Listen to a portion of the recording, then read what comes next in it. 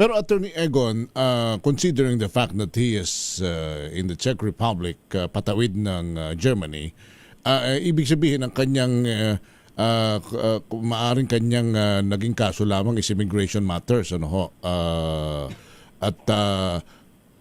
Siguro sa napakahabang panahon naman na pinag-uusapan na ang involvement niya sa corruption, most probably aware na rin naman ang Czech Republic, ano po.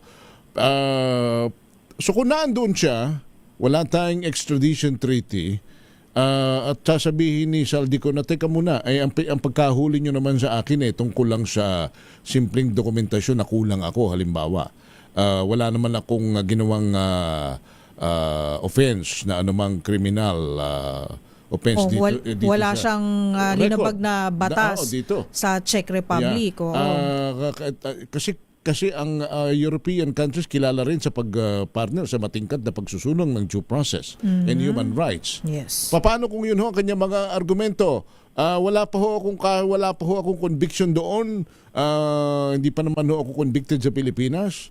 Gusto kong ilaban ang aking kaso. Pero habang ako po'y kanilang inuusig at ginagawa lang nila akong kasabwat sa isyong politikal, pwede ba akong dito muna mag-asylum ako? Halimbawa, Attorney Egon. Mag-apply siya for asylum. Well, pwede niyang gawin lahat yan. No? Marami naman siyang magagaling na abogado. Kaya lang, malamang hindi ho yan pakikinggan. Kasi number one, hindi ho naman kinakailangan may ginawa kang krimen dun sa lugar na yun para paalisin ka. Kahit na wala kang kasalanan, kung ayaw kanila dun sa kanilang bansa, wala kang magagawa. Hindi mo naman hindi mong pribilehiyo yun. Human rights na ipagpipilitan ang sarili mo sa isang banyaga o sa banyuhang bansa. Hindi ho ganun yun. So, pangalawa, kung sa tingin nila mas nakakabuti sa national interest nila and the Committee of Nations sa diplomasya, na ibigay natin ito, ibalik natin sa Pilipinas. Kasi hindi ho siya ordinaryong turista Fugitive from justice siya Meron siyang valid warrant of arrest.